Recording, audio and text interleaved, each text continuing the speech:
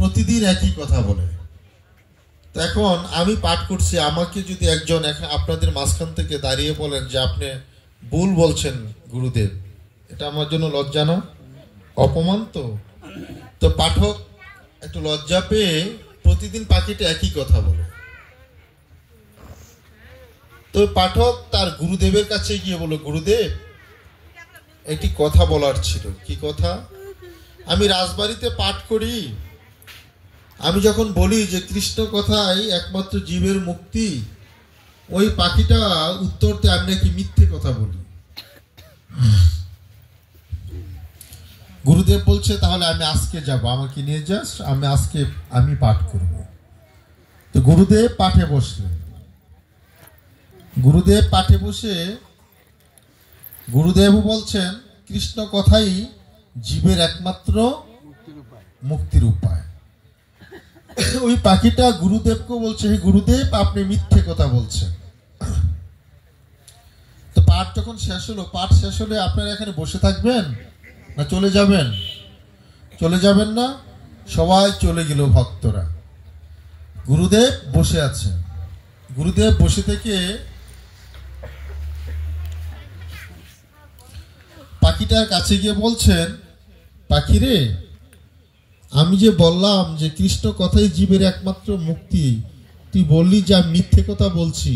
আমার শিষ্য প্রতিদিন পাঠ করে, সেও মিথ্যে কথা বলে, তুই এই কথা বলিস, এই কথা কেন বলিস? তোর কি হয়েছে? এটা তো আমাদের লজ্জা লাগে, তুই এই কথা বললে। পাখি বলছে, গুরুদেব তাহলে আমার দুঃখের কাহিনী আপনি শুনুন। কার কাছে বলছে দুঃখের কাহিনী? গুরুদেবের কাছে। শিষ্য তার হৃদয়ের কথা কার কাছে বলবে? গুরুদেবের কাছে। গুরুদেবের শ্রীচরণে শিষ্য তার হৃদয়ের কথা নিবেদন করবে।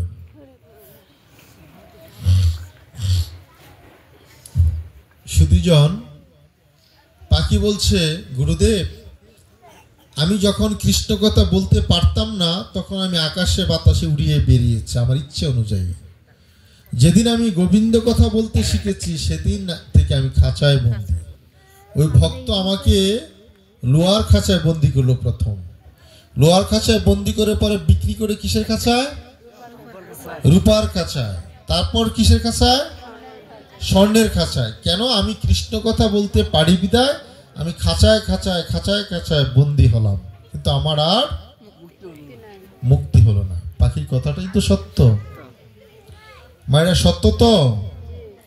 গুরুদেব বলছে তোর কথাটাই সত্য, তবে তোকে আমি কৃষ্ণ কথায় যে মুক্তি লাভ করা যায় এটার উপায় বলে দিচ্ছি। গুরু কৃপাই কেবলম। আমি তোকে একটা মন্ত্র শিখিয়ে দেব, তুই যদি আমার আদেশ পালন করিস তাহলে তুই মুক্তি লাভ করতে পারবি। গুরুদেব বলুন, আমায় আদেশ করুন। গুরুদেব বলছে, রাজা তোর কাছে কখন আসে? ঘুম থেকে উঠেই ভোরবেলা চলে আসে আমার কাছ থেকে কৃষ্ণ কথা শোনার জন্য। রাজা বলছে, গুরুদেব বলছে, ভোর হতেই তুই খাঁচার ভিতরে হাত পা ছড়িয়ে মরার ভান ধরে পড়ে থাকবি। রাজা এসে ভাববে তুই মারা গিয়েছিস, তখন সে মন্ত্রীদেরকে বলবে তোকে ফেলে দেওয়ার জন্য, জঙ্গলে ফেলে দেওয়ার জন্য, তখনই তোর মুক্তি। এটা আমার আদেশ, গুরু আদেশ করল। চমৎকার। যখন ভোর হলো, পাখি মরার ভান ধরে শুয়ে রইলেন খাঁচায় হাত পা ছড়িয়ে। গুরুদেব ঘুম থেকে উঠে আসলেন। গুরুদেব ঘুম থেকে উঠে এসে দেখছে পাখি মারা গিয়েছে। যখন দেখেছে মারা গিয়েছে, গুরুদেব চিৎকার করে বলছে, এই মন্ত্রী, মন্ত্রী তোমরা কে কোথায় আছো? এদিকে আসো। এই মন্ত্রী এদিকে আসো। মন্ত্রীরা দূরে আসলো। রাজা মশাই কি হয়েছে? দেখছো না পাখিটা মারা গিয়েছে? আমার এত দামের স্বর্ণের খাঁচায় পাখিটা মারা গিয়েছে, এটা দুর্গন্ধ বের হবে কিছুক্ষণ থাকলেই, এটা জঙ্গলে ফেলে দিয়ে আসো। যাও এটাকে জঙ্গলে দ্রুত গতিতে যত তাড়াতাড়ি পারো এটা জঙ্গলায় ফেলে দিয়ে আসো। এটা কিছুক্ষণ থাকলেই এটা দুর্গন্ধ ছড়াবে। এটাই জীবন। এই দেহে যতদিন প্রাণ আছে না মা, ততদিন তোমার স্বামী ভালোবাসবে, তোমার ছেলে ভালোবাসবে, তোমার মেয়ে ভালোবাসবে, তোমার রূপকে ভালোবাসবে, তোমার যৌবনকে ভালোবাসবে, তোমার টাকাকে ভালোবাসবে।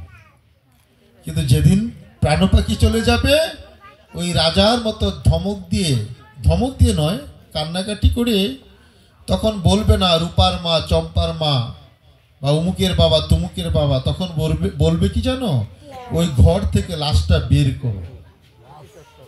তখন তোমাকে নাম ধরে ডাকবে না, তখন বলবে লাশ। কি বলবে?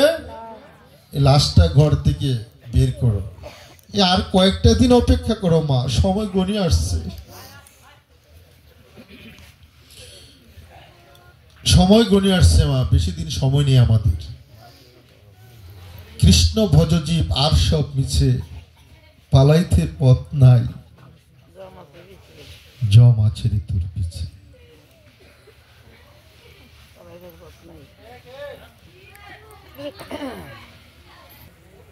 খাঁচার মুখটা খুলে পাখির ঠ্যাং ধরে হেসে পাখিকে খাঁচা থেকে বের করে ঢিল মেরে ফেলে দিলেন। যেই ছুঁড়ে ঢিল মেরে ফেলে দিলেন, পাখি ফুরুত করে উড়াল মারলেন। মন্ত্রী বলছে, পাখি তুই না মারা গিয়েছিস? বলছে, আমি এতক্ষণ মৃত ছিলাম, কিন্তু গুরুর কৃপায় আজ আমি মুক্তি লাভ করেছি, আমি জীবিত হয়েছি, আমি প্রাণ ফিরে পেয়েছি, আমি গুরুর কৃপায় মুক্তি লাভ করেছি।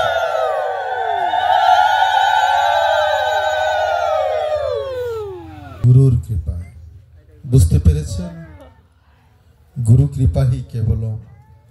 ওই গুরুই একদিন আমাকে তরাবে। আর গুরু যে নাম দিয়েছে কর্ণে, সে বীজ মন্ত্র, আসুন আমরা সেটা জপ করি। কিন্তু বিশ্বাস থাকা চাই, গুরুর প্রতি শ্রদ্ধা থাকা চাই। অনেক বড়লোক শিষ্য আছে, আমারও আছে এরকম, খুব কষ্ট হয়। টাকার বিনিময়ে গুরুদেবকে কিনতে চায়। গুরুদেব বাড়িতে গিয়েছে, বাসায় গিয়েছে, 1000 টাকার একটা নোট দিয়ে প্রণাম করছে, মনে করছে আমি 1000 টাকা গুরুকে প্রণামই দিয়েছি, গুরু আমার হয়ে গেল।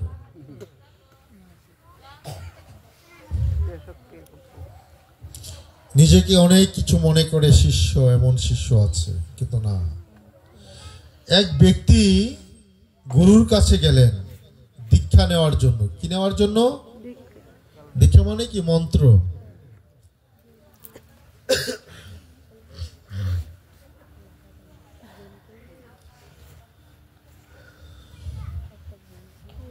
গিয়ে বলছেন, গুরুদেব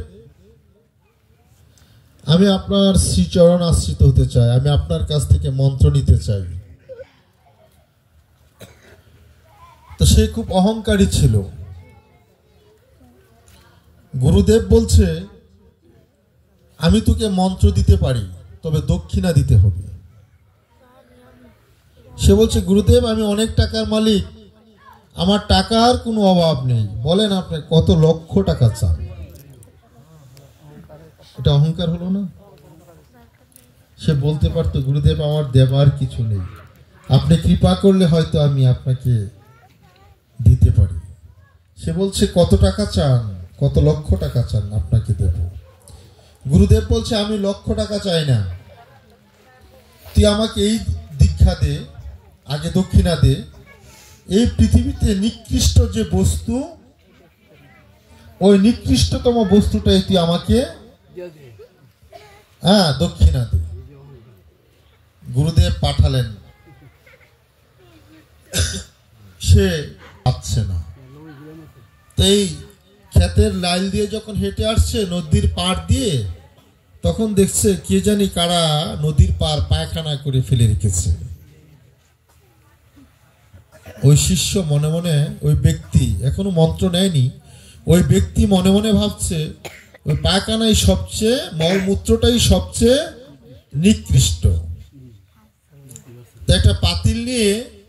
এই পায়খানাটা পাতিলে তুললেন, গুরুদেবকে জানিস আমার জন্মটা কোথায় থেকে হয়েছে? তোর জন্মটা হয়েছে মাটি, আগুন, বাতাস, জল, এই পঞ্চভূতে তোর দেহটা তৈরি, তোর মানব দেহটা।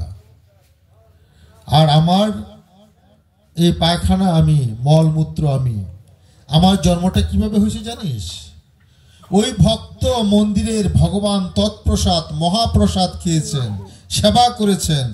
যখন মহাপ্রসাদ খেয়েছেন, সেই ভক্তে যখন প্রসাদ খেয়েছেন, সেই মহাপ্রসাদ থেকে, ভক্তের পেটের থেকে আমি পায়খানা রাস্তা দিয়ে আমি মল রূপে বের হয়েছি। ওই প্রসাদ থেকে আমার জন্ম। তাহলে কার জন্মটা বেশি সার্থক? আমার না তোর? ওই ভক্তের মহাপ্রসাদ থেকে, ভক্তের উদর থেকে আমার জন্ম হয়েছে।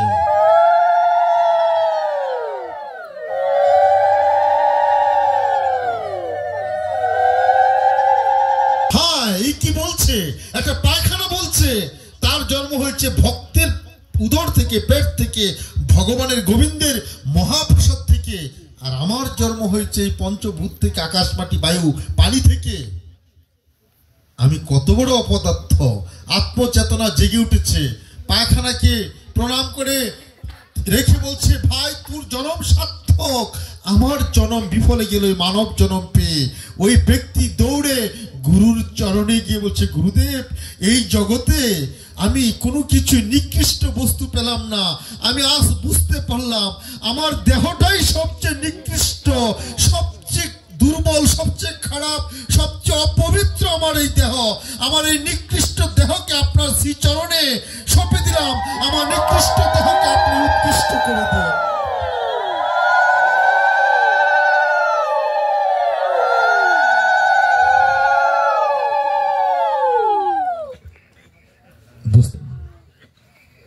গুরুদেবের চরণে গিয়ে বলছি, গুরুদেব, আমার দেহটাই নিকৃষ্ট, আমি অধম।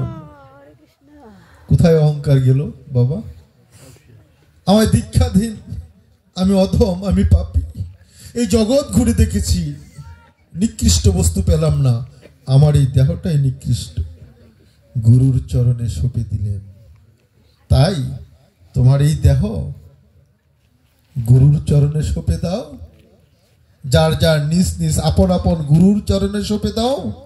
তাহলেই দেখবে তুমি সুখী হবে, শান্তি পাবে, তৃপ্তি পাবে।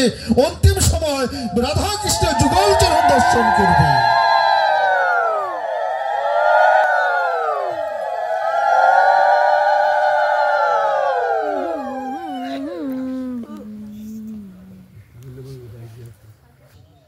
এটা কোনো জন্মে ভক্ত ছিল, কোনো পাপের কারণে জন্মে পশুকুলে কুকুর রূপে জন্মগ্রহণ করেছে। তো এই কুকুরটা প্রতিদিন ভাগবত পাঠে এসে ভাগবত পাঠ শ্রবণ করে এবং সবার সামনে এসে সামনে দুটো ঠ্যাং এইভাবে রেখে ওই রাধারমণ গুরুদেবের শ্রীমুখ থেকে ভাগবত রস আস্বাদন করে, কৃষ্ণ কথা শ্রবণ করে। তো একদিন ভাগবত আসরে খুব প্রেম হয়েছে। সমস্ত ভক্তদের চোখ দিয়ে অশ্রু ঝরেছে। সবাই পাঠ শুনে চলে গিয়েছে। কুকুরটাও প্রতিদিনের মতো ভক্তদের সাথে চলে যেত। সবাই চলে গিয়েছে, কিন্তু সেদিন কুকুরটা আর যায়নি।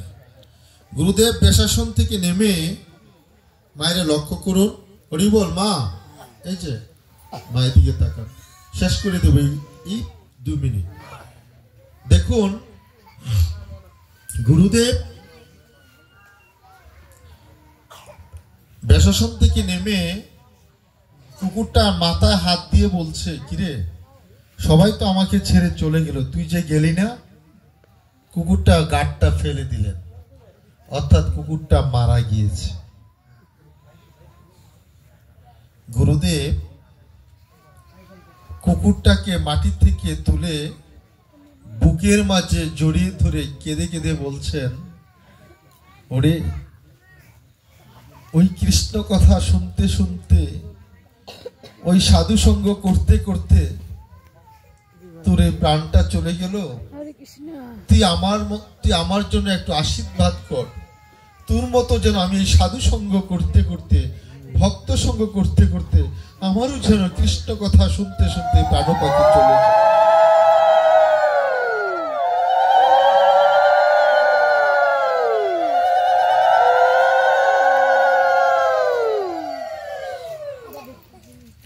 গুরুদেব একটা কুকুরের কাছে আশীর্বাদ ছিলেন। শুধু ভক্তগণ, গুরুদেব মনে মনে ভাবছেন এই কুকুরটা তো জগতে কেউ নেই, সে তো আমার আশ্রমে হরিবল, সে তো আমার আশ্রমের ভক্ত। আচ্ছা, একজন বৈষ্ণব মারা গেলে বৈষ্ণব সেবা দেয় না? দেয় তো মায়েরা? তো গুরুদেব চিন্তা করলেন এই কুকুরটার জন্য কিছু করা দরকার।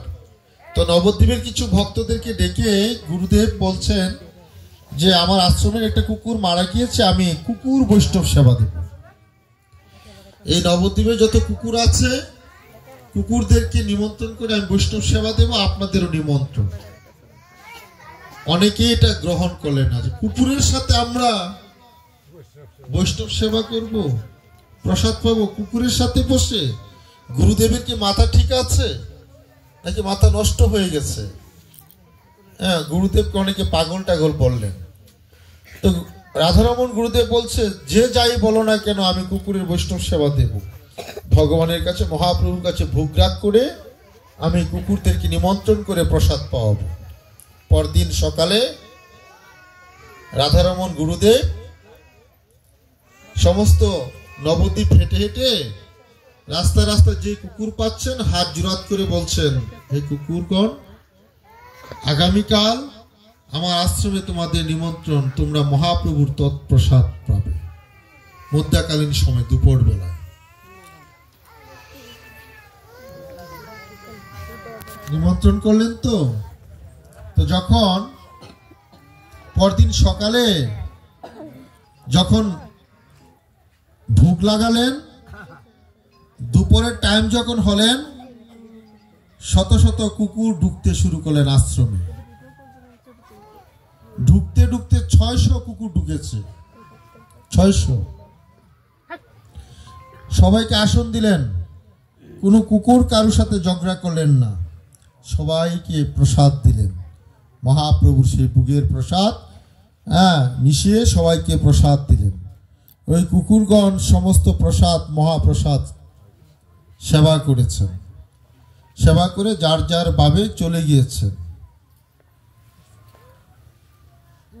রাত্রে যখন সন্ধ্যা যখন হলো, তখন গুরুদেব মন্দিরে আরতি দিয়ে, সন্ধ্যায় আপনারা ধূপধুনা দেখেন না ভগবানকে, ওই ধূপধুনা দেখিয়ে যখন মন্দির বন্ধ করে রাত্রে ঘুমাতে গেলেন, ঘুমের ঘরে দেবতারা ওই গুরুদেব রাধারমণকে বলছে, রাধারমণ, তুমি যে আজ বৈষ্ণব সেবা দিয়েছ, কুকুর বৈষ্ণব সেবা, আমরা সমস্ত দেবতারা কুকুর রূপ ধারণ করে আজ তোমার আশ্রমে এসে মহাপ্রভুর তৎপ্রসাদ পেয়েছি।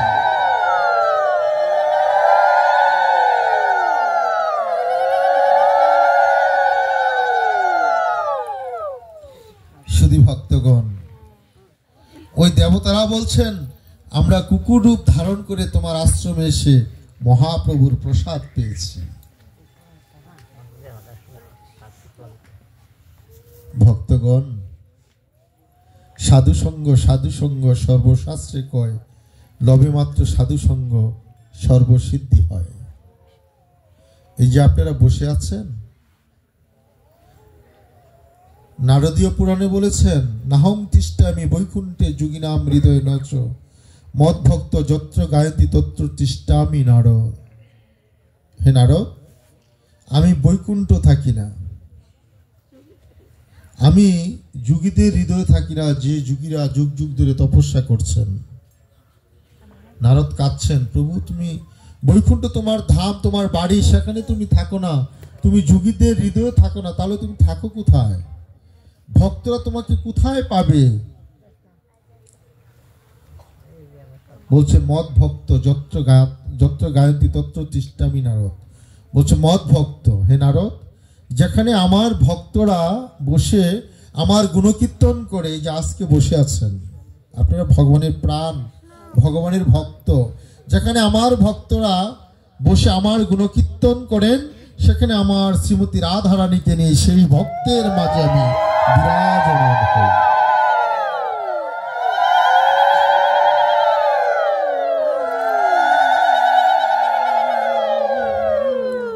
শুধু ভক্তগণ, এই যে আপনারা বসে আছেন,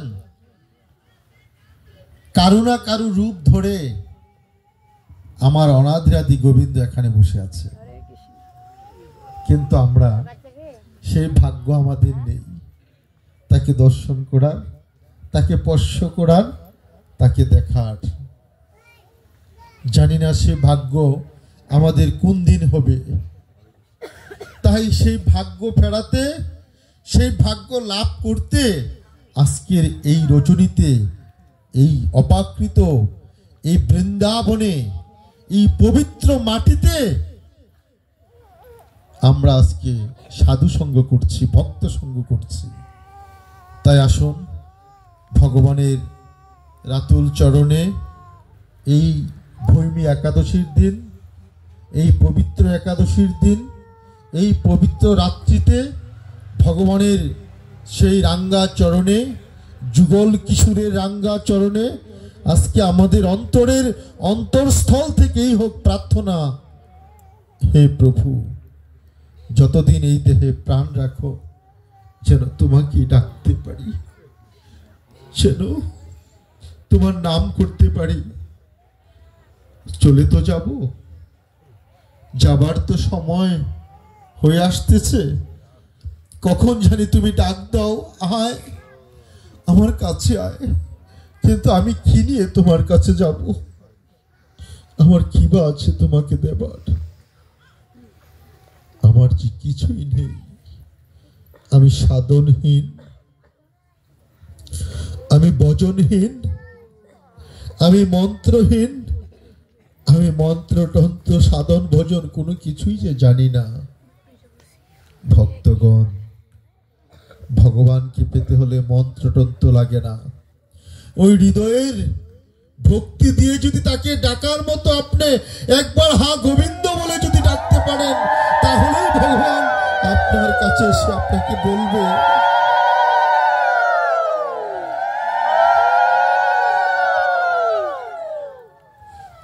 আপনাকে বলবে, আয় ভক্ত, আমার কাছে আয়, তুই যে আমাকে ডেকেছিস, আমি থাকতে পারিনি, তাই তোর কাছে চলে আসছি। সেই আশা রেখেই আজ এখানে ইতি টানলাম। যদি আবার বেঁচে থাকি, যদি আবার আমাকে সুযোগ করে দেয় এই কমিটি, তাহলে আবার আপনাদের মাঝে আসব। আমার জন্য আশীর্বাদ করবেন, আমাকে ক্ষমা করবেন যদি আপনাদেরকে কষ্ট দিয়ে থাকি। আগামীকাল শুভ দিবস, ভগবান যদি প্রাণে বাঁচিয়ে রাখে, সুস্থ রাখে, আসবো, আপনারাও থাকবেন। নিতাই গৌর হরি বল। বলে জয় জয় রাধা কৃষ্ণ প্রেমানন্দে, হরি হরি বল নম হরি বল, বল হরি মধুর প্রেম ধ্বনি কহ শ্রী রাধে শ্রীকৃষ্ণ বলিও প্রভু নিতাই চৈতন্য। ছোট্ট করে একটু নাম, তারপর প্রসাদ, ছোট্ট করে, বেশি বড় নয়। হরে কৃষ্ণ কৃষ্ণ কৃষ্ণ কৃষ্ণ হরে হরে, হরে রাম রাম রাম হরে হরে, হরে কৃষ্ণ হরে, সবাই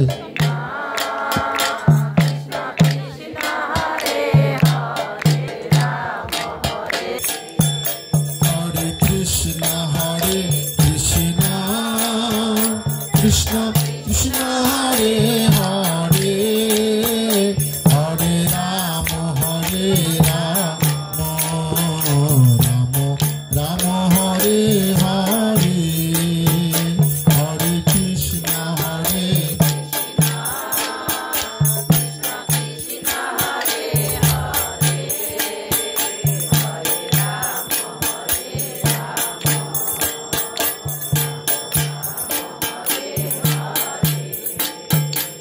হরে কৃষ্ণ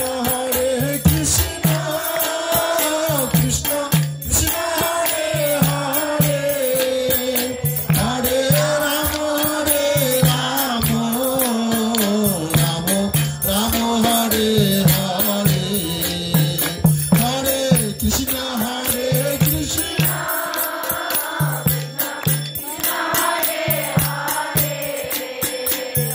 কৃষ্ণ হরে কৃষ্ণ কৃষ্ণ কৃষ্ণ হরে হরে, হরে রাম রাম